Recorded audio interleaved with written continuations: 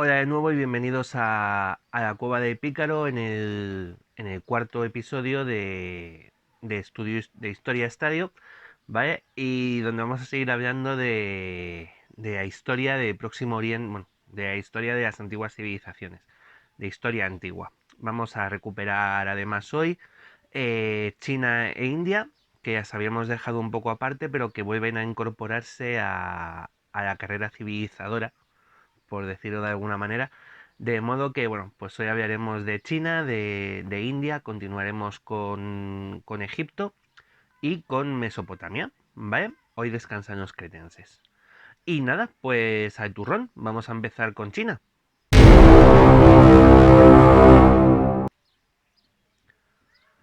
Y es que a partir del año 1766 a.C. Comienza en China la dinastía Shang.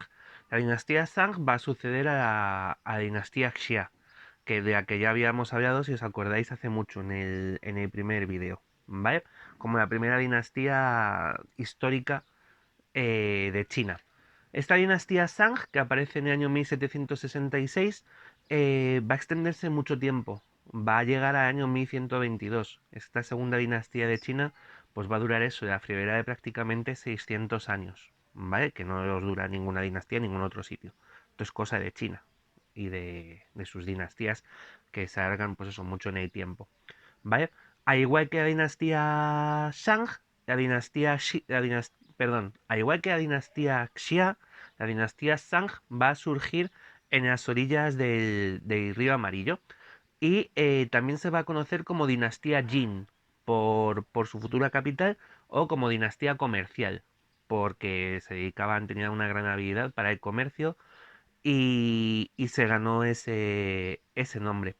La dinastía Shang va a ser la primera dinastía de la que vamos a tener registros documentales. Sabemos que existe esta dinastía Xia anterior, pero por lo que nos cuentan probablemente los Shang posteriormente. Pero ellos sí que van a dejar sus propios registros, ¿vale? Y al igual que los Xia, esto debe ser típico, bueno, y lógico, ¿vale? Ahora veremos por qué.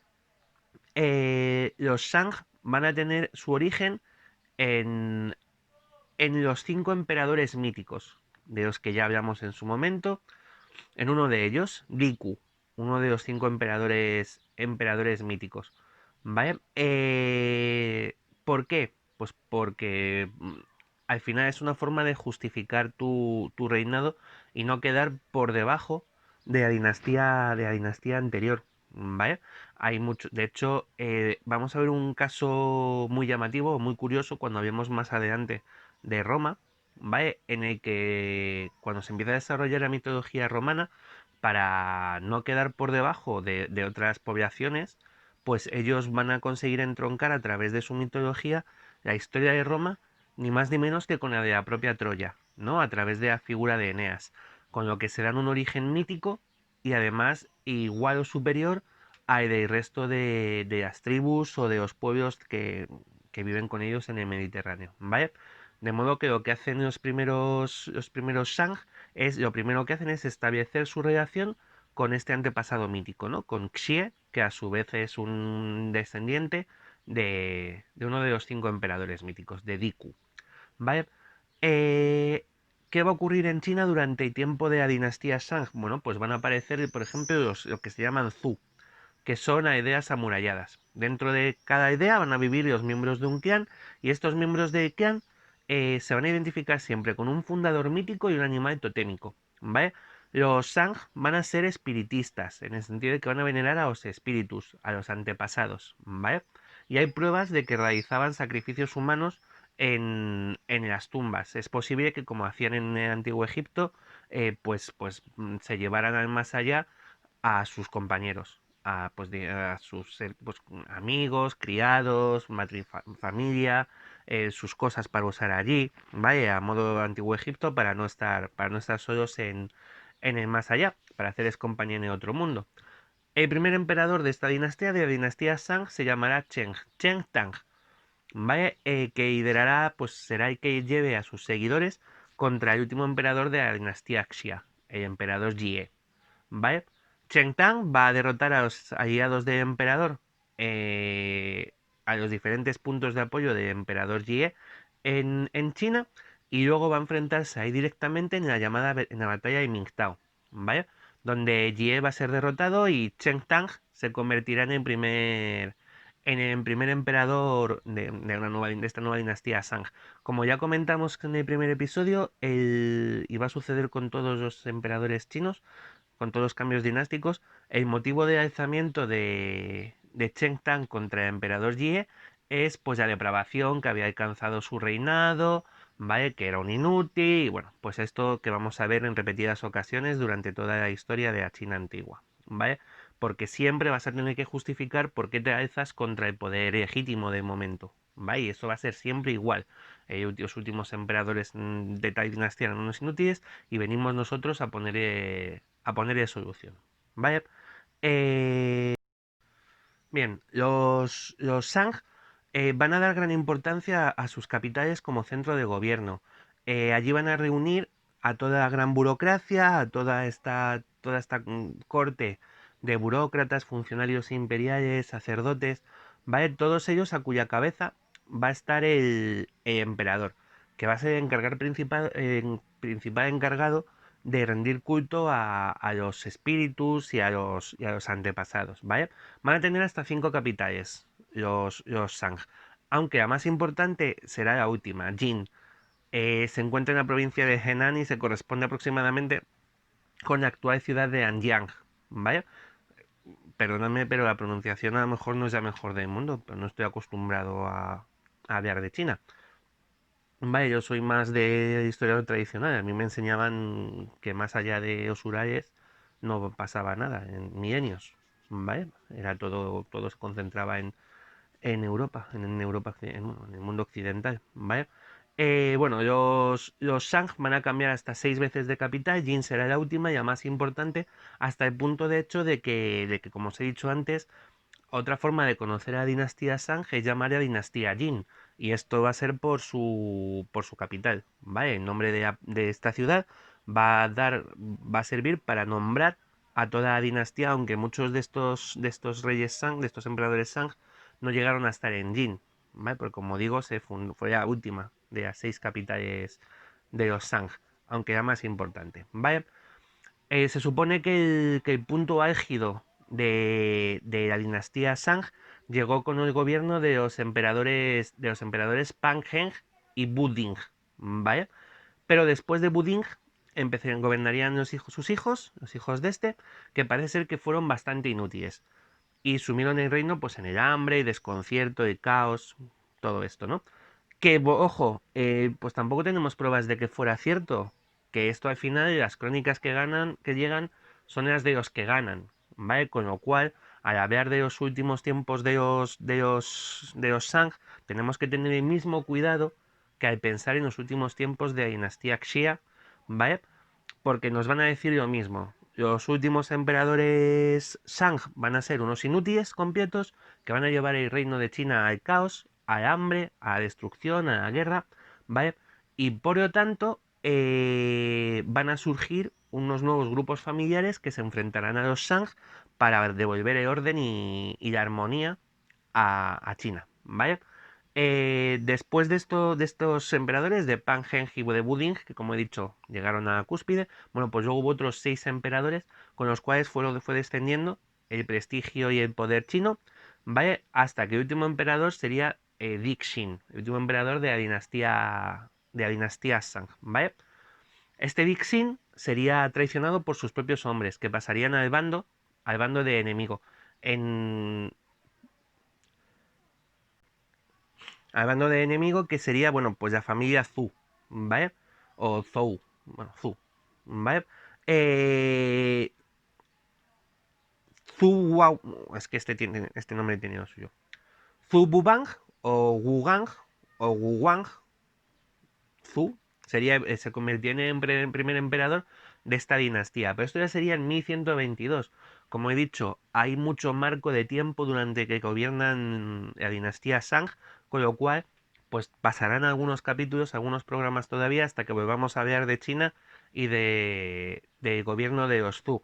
Sí que como curiosidad, os comento que sería en este momento, en el momento de la caída de la dinastía Shang y de inicio de la dinastía Zhou, ¿vale? Cuando un príncipe Shang llamado Jisi o Jizi, ¿vale? Rechazó aceptar el gobierno de los Zhou y se marchó de China, huyó de los Zhou y llegó a Corea, ¿vale? Y en Corea fundó el que sería el primer estado coreano, Chosean, ¿vale? Que algún día igual hablamos de ello, ¿vale? Pero bueno, pues con esto terminamos con... Es un vistazo, ¿eh? A la segunda dinastía de China, la dinastía Shang, que como hemos visto se comporta a nivel histórico prácticamente igual que la dinastía Xia que la había precedido. Así que nada, pues terminada China, vamos a hablar de India.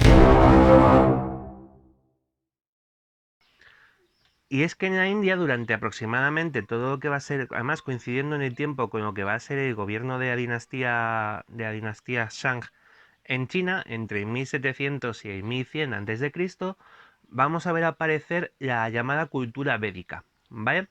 Si recordáis, en el primer episodio hablamos de los orígenes de las culturas del Valle de Indo, hablamos de Mohenjo-Daro, por ejemplo, ¿vale? Que fue una de las ciudades más importantes de la zona, y de cómo esta cultura ha ido desapareciendo.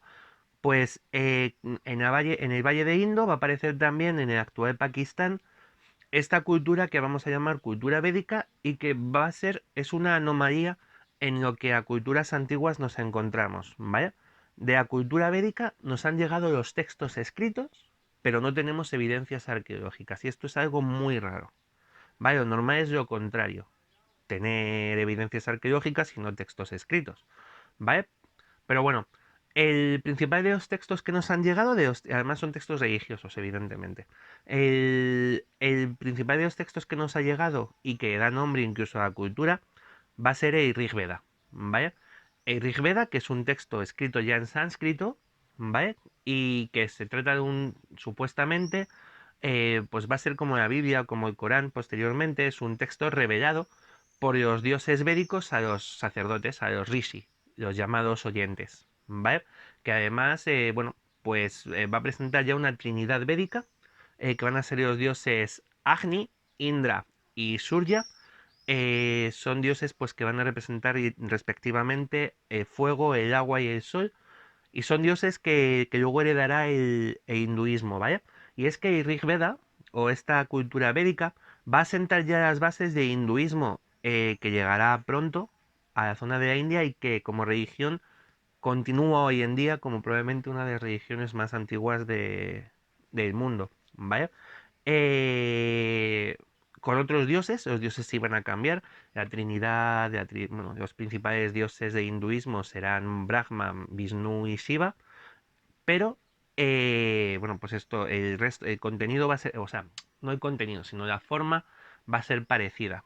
Cómo se va a desarrollar la religión védica con la religión hinduista, ¿vale? Vamos a tener a los sacerdotes leyendo textos sagrados para los oyentes, para el pueblo, para las clases populares, bueno, o los nobles, ¿vale? Para los seguidores. Em, pero en el Rig Veda no solo van a aparecer estos tres dioses, Agni, Indra y Surya, aparecerán muchos cientos. De hecho, hay dioses que son antecesores directos de los futuros dioses griegos, ¿vale? Micénicos, que ya, o incluso minoicos en algún caso, ¿vale? Pues como divinidades, que luego incluso pasarán al mundo nórdico, ¿vale? Pues Dispater, etcétera, ¿vale? Que ya aquí empiezan a hacer su aparición, ¿vale? ¿Y cómo aparece esta cultura védica? Bueno, pues vamos a tener dos teorías, ¿vale? Y esto, pues como siempre, aquí entra mucho en juego la política y qué quiere dejar, qué historia quiere contar cada historiador cuando lo cuenta, ¿vale? Bueno, pues hay dos escuelas de pensamiento sobre el origen de la cultura védica. Una es la interna, una es que la cultura védica va a ser heredera directa de los pueblos de la cultura del Valle de Indo, ¿vale? Eh, Sería una cultura que se genera allí, es una cultura autóctona sin influencias exteriores y frente a ella va a estar la idea de la invasión indoaria, ¿vale? ¿Por qué llega esta idea? Porque se sabe que el sánscrito es una lengua de raíces indoarias, ¿vale? Pero sí que es cierto que lo que defienden los autóctonos es que el Rig Veda nos llega en sánscrito, pero como una versión de un texto anterior. ¿Vale? Bueno, pues según esta teoría de la invasión, lo que ocurre es que la cultura védica es exterior a la India, ¿vale? Y va a tener su origen en unos grupos arios, ¿vale? Que se desplazan hacia la India desde algún punto pues, de origen de estos grupos arios que va a estar entre el sur de Rusia, Armenia e Irán, ¿vale?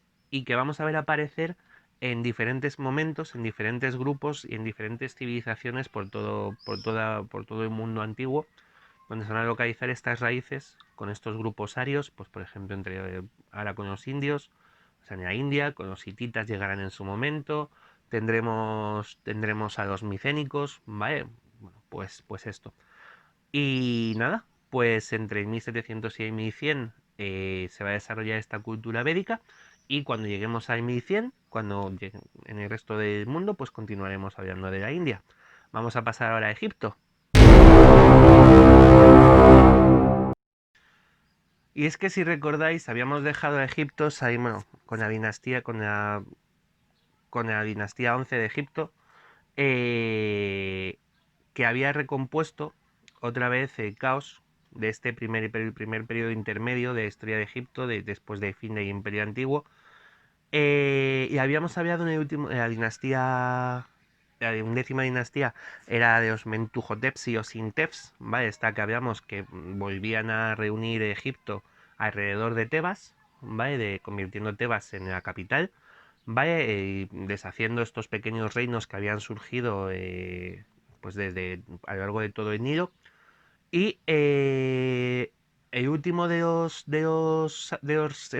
faraones de la undécima dinastía, pues iba a ser desplazado por su propio visir, ¿vale? Que sería Amenemhat I, y que sería el primer faraón de la duodécima dinastía, ¿vale? Esta duodécima dinastía se establecería en una capital nueva, construiría una capital nueva, la ciudad de Ititawi, en la zona del Fayum, ¿vale? El Fayum es una zona cercana al delta, ¿vale? Que fue drenada durante la duodécima dinastía para dedicar esta tierra, que era muy rica y muy fértil, a a la agricultura, en una obra, bueno, pues en una obra de arquitectura y de ingeniería hidráulica acojonante, ¿vale? Lo que supuso drenar toda una tierra, todo un dominio, pues todo lo que correspondía al Fayum para poder trabajar esas tierras. Y bueno, pues sabemos que la ciudad de Ititawi estaba allí en el Fayum, aunque no se ha encontrado todavía su sitio exacto, ¿vale? No se ha encontrado el emplazamiento de la ciudad. Además de la capital de Ititawi, los faraones de la duodécima pondrían mucha importancia en Tebas. Al final es muy posible que al igual que los faraones de la undécima, vinieran de esa región, de Nomos de Tebas, ¿vale? De modo que tendrán mucha importancia también durante esta dinastía los dioses tebanos, los dioses propios de Tebas, como son Amón o Consu, ¿vale? Protectores de esta ciudad de Tebas y que van a establecerse como protectores de Egipto en general, ¿vale? Pues debe ser que durante los años anteriores al gobierno de Amenemhat, los últimos años de los reyes de la undécima, vaya, Egipto debió sufrir varios ataques procedentes del sur, procedentes de Nubia, ¿vale? Porque en cuanto la 12 llega al poder, lo primero que hace es organizar sus ejércitos para descender al sur, al reino de Nubia, ¿vale? Hasta que durante el gobierno de uno de los sucesores de Amenemhat, el faraón Sesostris III, los egipcios van a llegar a conquistar gran parte de Nubia hasta la segunda catarata del Nilo, ¿vale? Bueno, este Sesostris III va a pasar a la historia precisamente por ser un rey guerrero, por ser no un rey de grandes conquistas, ¿vale? Como, pues, en el sur Nubia, Pero es que Sesostris III va a enviar varias expediciones, por ejemplo, al Próximo Oriente, a Siquem, a zona de Canaán, lo que hoy llamamos pues Israel, Palestina, Líbano, ¿vale? Siria. Eh, Incluso ahí, bueno, va a atacar Biblios. De Biblios hablaremos en el próximo episodio. Simplemente quedaos con que Biblios es una de las ciudades más importantes también de la costa cananea, de lo que hoy es Líbano. Era un gran centro comercial y probablemente la ciudad más antigua poblada, con población interrumpida del mundo. Era el centro comercial más importante del Mediterráneo y fue atacado por los egipcios de Sesostris III.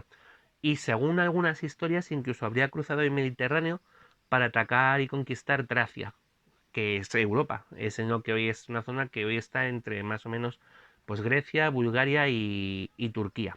¿Vale?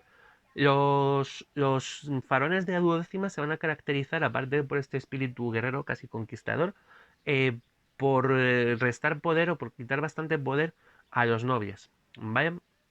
Van a desautorizar a los grandes nobles, a las grandes casas nobles, para quedarse ellos con ese poder, van a ser faraones muy autócratas y además van a permitir esa absorción de poder y ese eliminar poder de las clases nobles, lo que va a permitir es el crecimiento de una clase media bastante fuerte, ¿vale?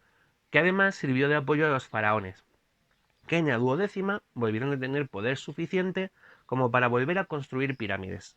Recordemos que después de las pirámides de los faraones, de los famosos de Keops, Kefren, Miquerinos, etc., Egipto había ido de capa caída y habían decidido buscar medidas de enterramiento pues menos llamativas y menos costosas, ¿vale? Bueno, pues los faraones de la duodécima van a volver al método pirámide. No van a hacerlo en Giza, no van a hacerlo con su esfinge y tal, sino en una zona llamada Darshur, ¿vale?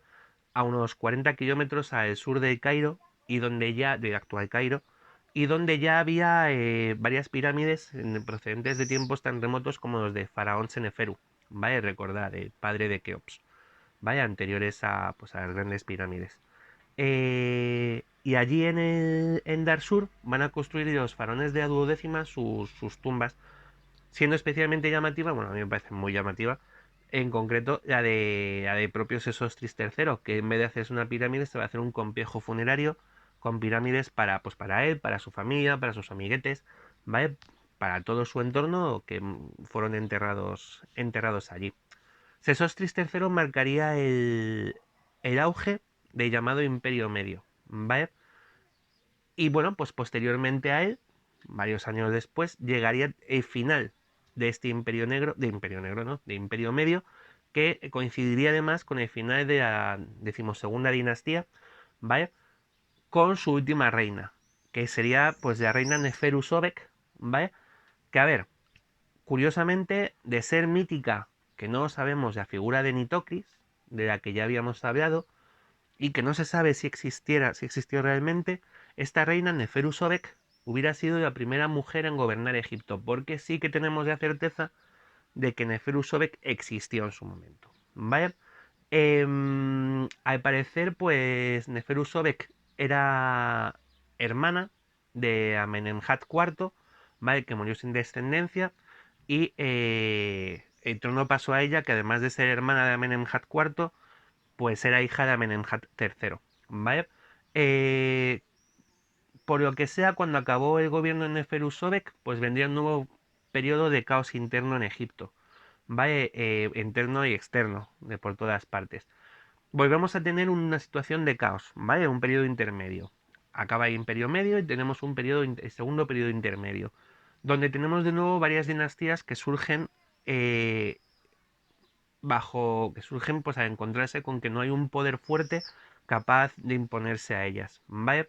El país se va a dividir en tres partes, pues Delta, otra parte que va a ir desde Fayum a Nubia y Nomos de Tebas que va por su cuenta, ¿vale? Que va a ocurrir algo curioso y es que va a repetir el patrón que vimos en Mesopotamia con la llegada de los Gutis o de los anteriores acadios, que es, van a cambiar las clases dirigentes, pero no los grandes funcionarios, ¿vale? Serán estos altos funcionarios quienes gobiernen realmente Egipto y quienes den continuidad a toda esta época, ¿vale? Bueno, hemos visto acabar la duodécima, bueno, pues empieza la dinastía número 13, que parece así como una maldición el título de la novela, ¿no? La dinastía 13. ¿Vale? Que al contrario que la duodécima no va a formar un linaje familiar. Si seguimos los datos de la duodécima, vamos a encontrar que todos los faraones, todos estos Amenemhats y Sesostris, van a estar relacionados los unos con los otros. Forman pues una dinastía como tal, un linaje. ¿Vale? Pero en la dinastía 13 nos vamos a encontrar con que muchos de estos faraones son militares, llegan al poder a través de golpes de estado, de posiciones, de derrocamientos, de luchas internas, ¿vale? Y además ningún historiador se pone de acuerdo en cuántos faraones formaron parte de esta dinastía, ¿vale? Pues la mayoría de ellos, como digo, pues extranjeros, militares, ¿vale? Que iban gobernando y que va a ser coetánea de la dinastía 14, ¿vale? Que surge en el norte. La dinastía 14 va a surgir en el norte, en la zona del delta, y de hecho van a surgir dos reinos independientes. Esta dinastía 14 va a estar formada por los faraones o reyes que gobiernan estos dos reinos independientes el uno del otro, que van a ser Xois en la zona este, ¿vale? Y de la que no se sabe prácticamente nada, la dinastía, salvo que tiene su origen en ese lugar, en Xois, y en la parte occidental en la parte occidental de Ideta, la dinastía de Xois, y en la parte oriental de Ideta, con capital en la ciudad de Avaris, va a aparecer un gobernante que va a ser Nubio. Va a ser un general nubio llamado Negesi, y que va a formar también él y sus sucesores parte de esta dinastía 14. ¿Vale? Eh, Estas dinastías, la 13 y la 14, van a llegar hasta el año 1650. ¿Qué va a ocurrir en el año 1650? El surgimiento en el delta de una nueva dinastía, la dinastía 15, ¿vale? Que va a suponer un gran cambio de poder en el delta del Nilo y en todo Egipto, porque por primera vez va a ser una dinastía completamente extranjera. Va a ser la dinastía de los Ixos. ¿Y quiénes son estos Ixos? Pues lo veremos en el próximo, ¿vale? Continuaremos hablando de Egipto para el próximo, porque ahora ya, para terminar el día de hoy, nos toca Mesopotamia. Y es que en Mesopotamia, como ya hemos visto, bueno, pues la desaparición de los sumerios, ya finalmente, de este renacimiento sumerio, había llevado a que los amorreos se convirtieran en la nueva fuerza hegemónica de la región pues de los dos ríos, de Tigris y Éufrates, ¿no? Y no iba a ser una hegemonía unitaria, por así decirlo, no va a ser un gran poder el que se haga con el dominio, un gran poder amorreo el que se haga con el dominio de Mesopotamia, sino que van a surgir muchas ciudades, ¿vale? Pero se van a concentrar sobre todo en dos grupos, en dos grandes poderes diferentes, ¿vale? La primera van a ser los asirios. Los asirios van a recibir el nombre de la ciudad de Asur, que ojo, no es su lugar de origen, son amorreos y Asur va a ser una de las ciudades que van a conquistar, pero va a ser la más importante, porque Asur es una ciudad muy particular. Se encuentra a orillas del Tigris, formó parte en sus tiempos de los dominios de Akkad, ¿vale? Acordados de Sargón el Conquistador. Bueno, y es una ciudad-estado con unas características muy particulares, como por ejemplo que adoraban a un dios en particular, Asur, que daba nombre a la ciudad, y que además no tenía reyes, porque no hay más rey que Asur, y los gobernantes de Asur eran llamados vicarios de Asur. ¿Vale? Como veis, una ciudad muy, muy religiosa y muy orientada al comercio. Asur va a tener grandes relaciones comerciales con zonas, por ejemplo, de Anatolia. ¿Vale? Bueno, y a esta ciudad de Asur, llegaría en algún momento entre los años 1813 y 1781 a.C., el que sería el emperador, el señor del primer imperio asirio, ¿vale? Shamshi-Adad I. Ese Shamshi-Adad I era un señor amorreo, ¿vale? Que, bueno, pues que aprovechó los conflictos entre otros dos señores locales, que además eran hermanos, ¿vale? Para hacerse con el control de la ciudad de Calatum, ¿vale? Que se encuentra al norte de Asur. Y con esta ciudad convertida en su base, en su centro de operaciones, derrotó a ambos señores, a ambos hermanos, y se quedó sus posesiones. estableciendo así con pues, su dominio hegemónico del norte de Mesopotamia y haciéndose con las ciudades de Esnuna y Asur. ¿Vale? Mandaría a su hijo a gobernar desde Asur, pero daría nombre a toda, aunque no fue la ciudad principal, o no fue el punto de origen, sí que daría nombre a este dominio. Sin embargo, este primer imperio asirio va a ser muy breve. Va a durar exactamente la vida de este rey, de este Shamshi-Adad I, ¿vale?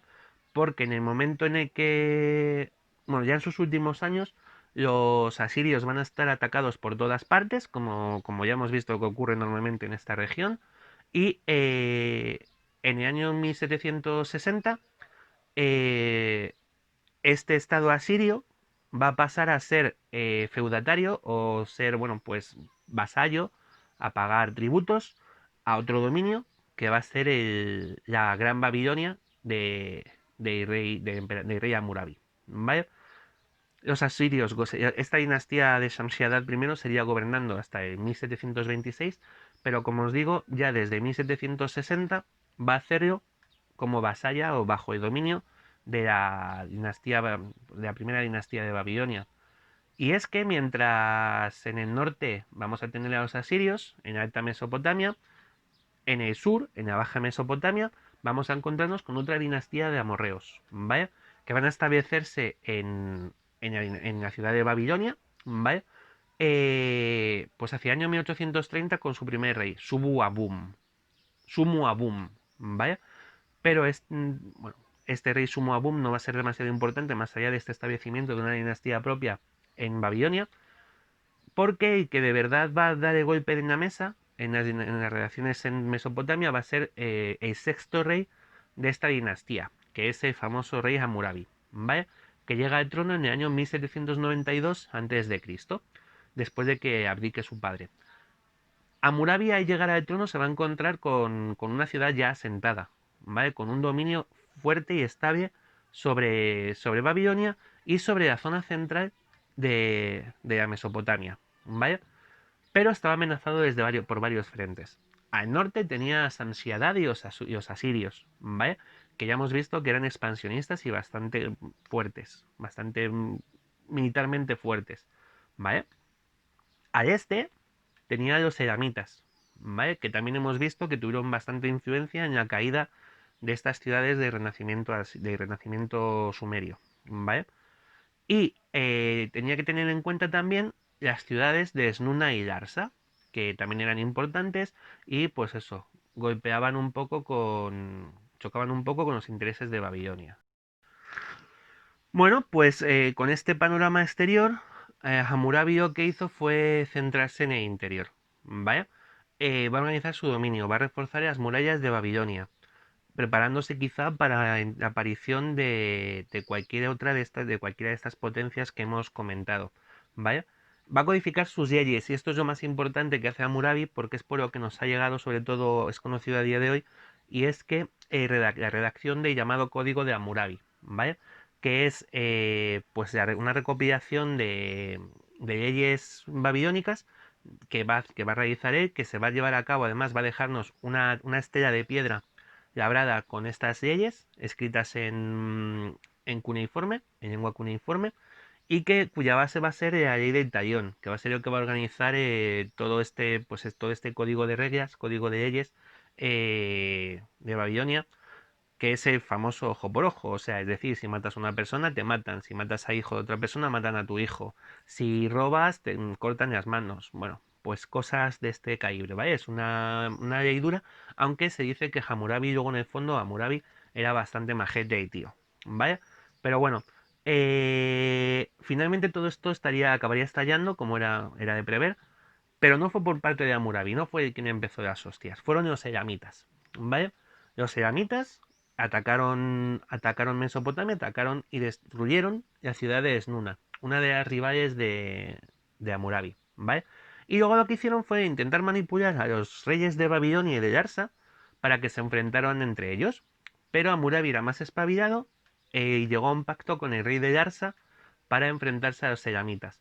¿Qué ocurrió? Que cuando llegó el momento de la verdad, el rey de Larsa se rajó, no envió a sus hombres a la batalla y Hammurabi tuvo que hacer frente solo a los elamitas, pero les dio una paliza tremenda y luego, cabreado como una mona, se volvió hacia Larsa, ¿vale? Hacia el rey traidor al que quitó, que destronó y incluyó pues Larsa en los dominios de Babilonia, ¿vale? Con lo cual se convertía en una potencia aún más poderosa, ¿vale? Además, bueno, pues aprovechando la decadencia de Asur tras la muerte de Shamshi-Adad I, como ya hemos dicho, como ya hemos visto, Hammurabi terminaría dirigiéndose hacia el norte y conquistando también la Mesopotamia, la Alta Mesopotamia, la zona norte de Mesopotamia, reclamando para sí mismo el título de rey de los amorreos, ¿vale?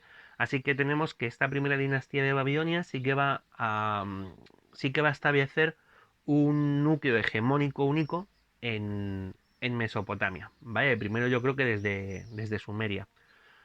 A la muerte de Hammurabi heredaría el trono su hijo, Samsu-Ilana, ¿vale? Pero a partir de ahí empezaría el primer declive de este primer imperio de Babilonia, ¿vale? Van a tener que enfrentarse varias veces a unas tribus llamadas casitas y que no sabemos muy bien de dónde vienen, son un poco misteriosas, ¿vale? A lo mejor son extraterrestres. No, no eran extraterrestres. Pero bueno, que no sabemos muy bien, no tenemos muy claro de dónde vienen. ¿Vale? Pero bueno, finalmente el dominio de Babilonia seguiría siendo cada vez más pequeño, irían perdiendo tierras y dominios, hasta que finalmente, en el año 1595 a.C., los hititas llegaron a saquear la propia Babilonia y pondrían fin a esta primera dinastía babilónica. ¿Vale? ¿Y de quiénes eran estos hititas y de lo que va a pasar a continuación? Pues lo vamos a ver en el próximo episodio. Por hoy hasta aquí, hemos terminado. No sé cuánto ha durado esto porque lo he hecho por trozos. Así que, pero bueno, da igual. Ya sabéis, si esto os gusta, pues campanita, like, compartid, ¿vale? Y nada, volvemos en la semana que viene. Seguid con nosotros en los directos de los sábados. Que hablamos de cine y nos lo pasamos muy bien, ¿vale? Chicos,